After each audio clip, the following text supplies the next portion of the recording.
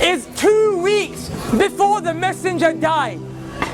The Prophet was sitting with his companions and he became very sad. He said, I yearn to meet my brothers and I yearn to meet my sisters. Bilal radiallahu anh looked to the Prophet and he said, Ya Rasulullah, your brothers and your sisters are here, we're here. And the Prophet looked at all of his companions. He looked at Abu Bakr, Uthman, Ali, the greatest people to walk the face of this earth from this ummah, and he said, you are not my brothers.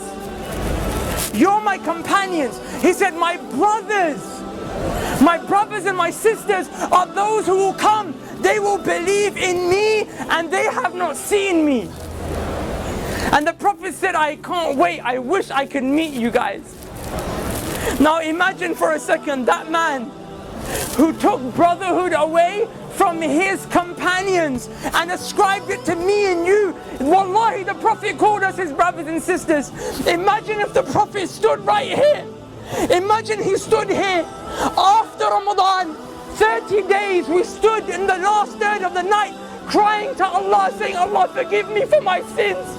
Then literally the next day the Prophet saw us out here free mixing, boys and girls dressed inappropriately, smoking shisha. Wallah, I'm not judging anyone. I'm here just to give you the reminder that Allah told me to give you. But how embarrassed and sad would you feel that the Prophet sallallahu alaihi wasallam would see you in such a state? Brothers, take yourself, my brothers and sisters, take yourself to the day of judgment. On a day when Allah subhanahu wa ta'ala said, يَوْمَ يَفِرُّ الْمَرْءُ مِنْ أَخِيهِ وَأُمِّهِ وَأَبِيهِ وَصَاحِبَتِهِ وَبَنِيهِ. Allah said, your mum will run away from you. Rather, you will run from your mum. Wallahi, your mum will smile at you burning in the hellfire. Wallahi, billahi, tallahi, dhalika yawmul haq. You will see it with these eyes. The same way you see my face today. You will see people whose mothers are smiling and thanking Allah that their sons and daughters are burning in the hellfire because they got saved. The mother got saved because she took some deeds from that son and daughter that wronged the mum. That day your mum won't spare you. On that day, the only man that will look around, the only man who will go around into sajda, he will fall, waiting, crying to Allah so that we can be saved and go to Jannah, is Muhammad sallallahu alaihi wasallam.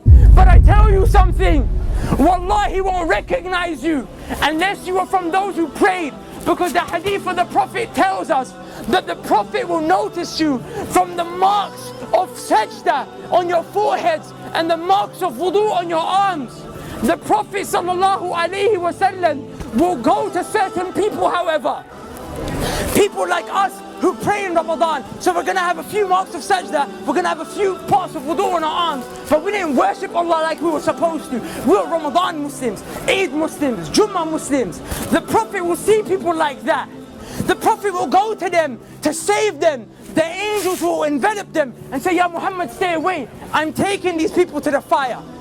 The Prophet will say, they're from my ummah. These people are from my ummah, leave them. The angels will say, Ya Muhammad, you don't know what they did after you left. The Prophet will say, that very same man who cried every night for me and you so we could be saved. But when the day comes where you will meet Allah and whatever has been established has been established, the Prophet will look at you and say, Suhqun, Suhqun, get away from me, take them away from me.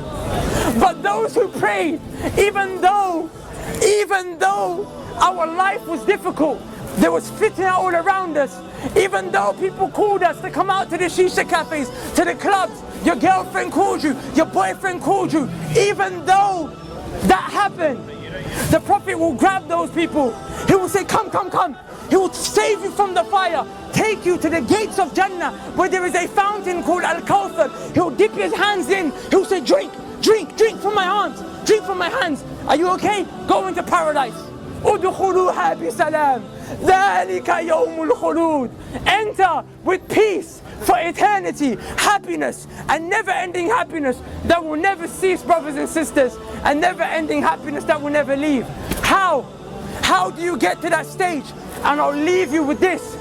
The Prophet ﷺ said, a time will come when holding on to my religion, holding on to Islam, will become as difficult as holding on to charcoal. The charcoals that we smoke shisha with. The Prophet said, try and hold on to it. It burns you, let go of it. The Prophet ﷺ said, that's what my religion will become like. Is it not like that today? We come to the masjid, but then the heat of the girls and the guys and the music and the haram, it grabs you, right? So it's hard to hold on to Islam. The Prophet gave you an advice in another hadith. The Prophet ﷺ said, be patient, and you will drink from my hands at the fountain of Al-Kawthar. Brothers and sisters, wallahi, I don't get paid for this. Wallahi, it's because I love you for the sake of Allah. I came from this life. There is no khair. Please come back to Allah. Please become a person who establishes Tawheed, the oneness of Allah in his or her heart. And never, ever, ever forget the prayer. And strive to follow the sunnah of the Prophet. So on that day when you're resurrected, when that day when the trumpet is blown, you will be of those who are saved. Because I tell you one thing, wallahi, it's a day of truth, and every single one of us will see it. And the quote of Ibn al-Qayyim al-Jawziyah suffices for us to leave with. He said, if the Quran doesn't soften your hearts in this world, if by you reciting the Quran your hearts do not become soft in this world, he said, then wait till the day of judgment, for when Allah shows you the hellfire, your hearts will become soft. But we have an opportunity to not see that ever.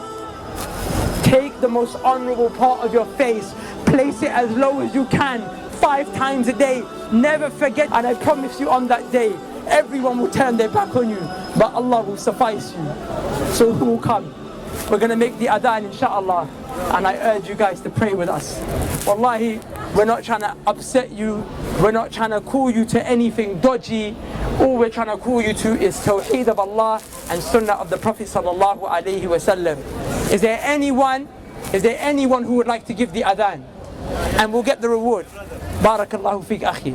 Barakallahu feek akhi. Listen to the call of prayer. The Qibla is this way, inshallah. This way.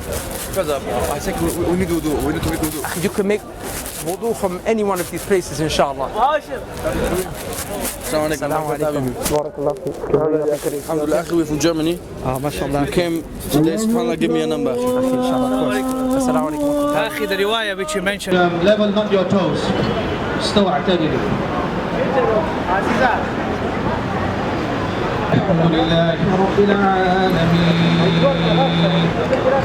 الرحمن الرحيم مالك يوم الدين إياك نعبد وإياك نستعين اهدنا الصراط المستقيم صراط الذين أنعمت عليهم وتكون الجبال كالإهل المنفوش فأما من ثقلت موازينه لكم دينكم ولي دين. الله أكبر.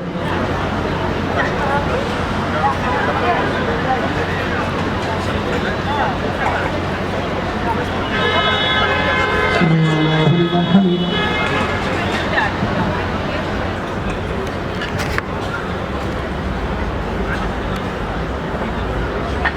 السلام عليكم ورحمة الله.